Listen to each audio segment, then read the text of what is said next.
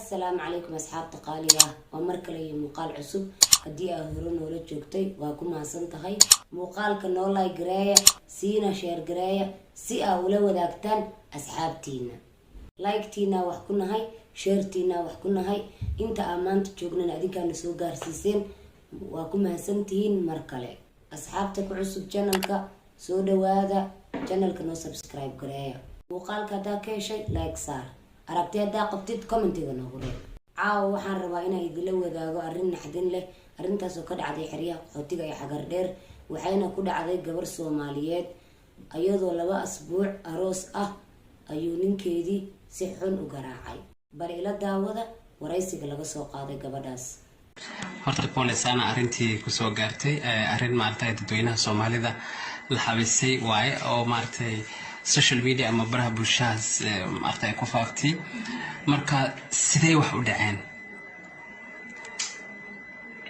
arinta waxay dhacday markii habeenkii sabtida ahayd laakiin subaxii jimcaha aan baxay xaafadeena aaday xaafadeena markaan aaday isaga markuu maqnaa safar yar jiray xaafadeena joogo iimaanay maqribadii markii ahayd sababta ugu xaafadeena aadayna cashaan oo karnaysaa ayuu ku dhacay dan waan baxnay markii ahayd dadii 2 saac meelahaas xaafadeena aanay iskuulka markaan tagnay markaan tababarkan karnay guriga albaabkiisa xiray haddana jikoon ugu soo xiray qolku soo xiray maxaa jira ku dhacaa waxa guriga oo xiraysa markaas uu ku dhahay maxaa ka galaday gogoshiisa oo banaanka tifad soo dhigay haddana joodariga soo bixiyay qolkan ka soo baxay haddana soo qufulay joodariga aniga aan iskaga fadhiisto markaan fadhiisto joodariga soo koristaagan saana u fiiriyo marka rabaxo uu bilaabay indhaha markii inuu wadan waxa arkay waa dhacay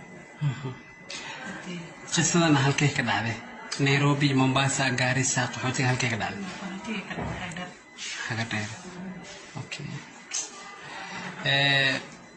markii kadib maxaa dhacay kadib ana meeshii aan soo xabo waxaan kala ogaa ma jirto kadib asagana wuxuu ugu fan karo ugu dhuftay haranti feer waxaan linkaaga waa sama muddo goormeed maartay markaas qabteen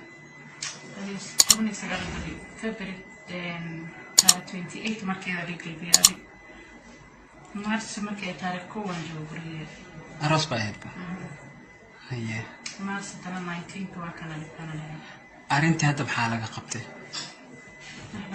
ilaa waqtigan maartay maxaa laga qabtay dawladda maxay ka qabatay waxaan laga qabtay ilaa hadda dawladda ka qabatana maaha ayana iska xanuunsanaa waa laga soo qaaday inta la keenay halkeed ku ogtay asagada meel ku sheekay ma qaan police station ma tagin police station xaga dheer aan tagay mari waa report gareys marqadii waxa dhan dhigay dhakhtarka xakaariyo gooyay marka inta la soo qaaday maxaad codsan lahayd حاصلنا دولة دوحية خون كرتينا وحنا يبتون بس dumarka qaarkood waxa waayo way caafiyaan qofkii wax ku dhufta ama dila marka xogaa hoosan waad fiirinaysaa maxaad isleedahay hadii maartay gacan lagu dhigo miyaad caafinaysaa miyaad leedahay sharciga hamar la sharciga meel ma iska saarana okay hadda intee ku daran xanuunka indhaha ay daran wax ma ka arkay waxyar indhaha waxyar ka arkay intee ku macnaha indhaha iyo meel kale wax kaga dhuftay xaalkii dhabarka meel badan ayaa dhuftay dabeecadaha muulaha 19 casho ka hor macnaha markeed xogaa isguursateen kadib miyaad ku aragtay mise marka hore inaan qof dabeecadaha kadib dabeecadaha la soo baxay horena iska fiicnaa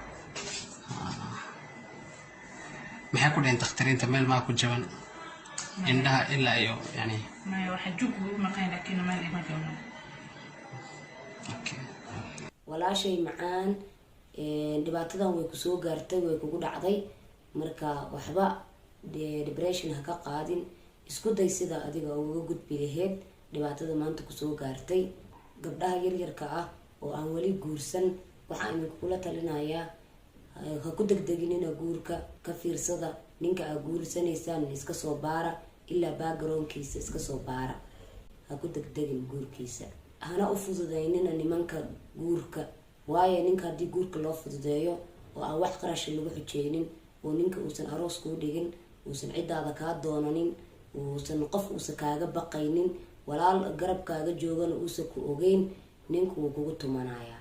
marka iska ilaali in nin aad guursato nin aadan cidaadana aysan kula ogeyn oo aan aroos kuu dhigin oo aan qarash kugu bixin, waayo ninka markuu qarash kugu bixiyo oo aan lacag kaa bixiyo waxaa xanuujinaysa lacagtii ka baxday. ninkii maanta 25,000 oo dollar ay ka baxdo ama 30,000 oo dollar ay ka baxdo oo qarash kugu bixiya si sahal kuuma furaayo, waayo waxaa xanuujinaya qarashka uu ku geliyay. laakiin ninka haddaa u fududayso ama aad ka daba cararto ama cidaadoo aan ogeyn u fududayso guurkaaga wuu kugu tumanayaa, waayo wax walba waxay leeyihiin nafsi. waalidaa kusoo koriyey, intaana lagula soo ekeysiiyey. dhib kasta oo ku haysta ha ugu jilcanaanin nin inaa guursatid oo si fududna aa ku guursatid ama inuu ku qadbasiraysto, waayo dhibaatada waxaa looga baxaa inaa adiga iska dhigtid qof adag. loogama baxo inaa nin hoos tagtid, waxaa looga baxaa inaa gabar adag intaa iska dhigtid. haddaada waxba soo baran xataa ha isliidin, ha isdhihin waxba ma aadan soo baran, waa shaqaysan kartaa. dhibaatada ku haysata maalintaas waa ka bixi kartaa. shaqaysta. gabdhaha yararka ah iskuulaadka intaa joogtaan waxbarta. ku fakara berika maalin haddii aad nin guursataan ninkaas inuu ku xumeyn karo, inuu ilmaha kaaga tegi karo. isku day inaa markaas aad noloshaada a kaafirgarayn karto oo adiga aa xalisan karto noloshaada. haddii laakiin aa waxbarashadaada asaga dartiisa aa uga carartid, adiga berigu kaa cararaya.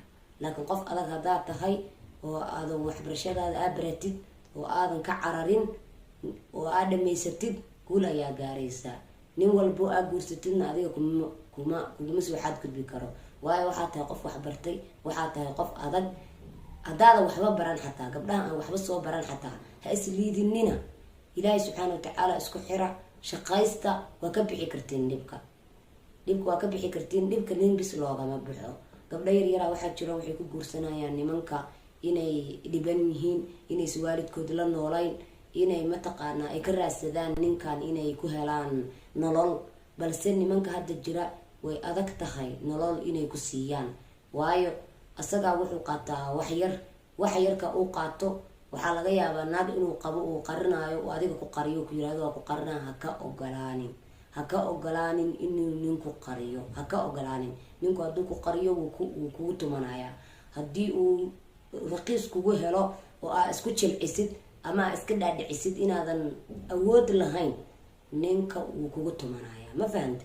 marka gabdhaha yaryarka ah iska ilaaliya. guurka fudeydka aa ku gelaysiin oo geedkii fudeyd lagu koro, fudeydaa looga dagaa. ma fahamte? iska ilaaliya. marka asxaabey, intaas kadib aan u duceyno gabdhaas walaasheena. dhifar badan ayaa soo gaaray. waa aragteen wejigeeda sida uu u halaabay, ayadoo ah gabar da-yar oo aada u qurux badan. masana ninkii qaba uu ku qanci waayay quruxdeeda iyo intay la eg tahay. walaahi waa nasiib daro. gabdhiyaha soomaaliyeed aada ayay u fara badatay dhibaatada lagu sameynayo. waa waxaan anaga qeyb ka nahay in dhibaatadaasna laku sameeyo, waayo anagoo yaryar oo xataa 20 sano gaarin ayaan guursanaynaa. iska ilaaliya gabdhaha inay iyagoo 20 sano ka yar ay guursadaan. iska ilaaliya walaalayaal, waayo markaa 20 sano ka yar tahay caqligaagana wuu yaryahay. laakiin markaa 20 sano dhaafto caqligaaga wuu kuu kala go-aa. guurka aa guursatana waa xajisan kartaa, ninka aa ku guursadana waa ilaasho kartaa. balse markaa 20 sano ka yar tahay, da-daadu siday u yartahay iyo caqligaaguna u yaryahay. asxaabey, intaasuu koobiya caawi muuqaalkeena. videogana noo like gareeya, muuqaalka noo share gareeya, lasii wadaaga asxaabtiina. assalaamu calaykum waraxmatullahi wabarakaatu.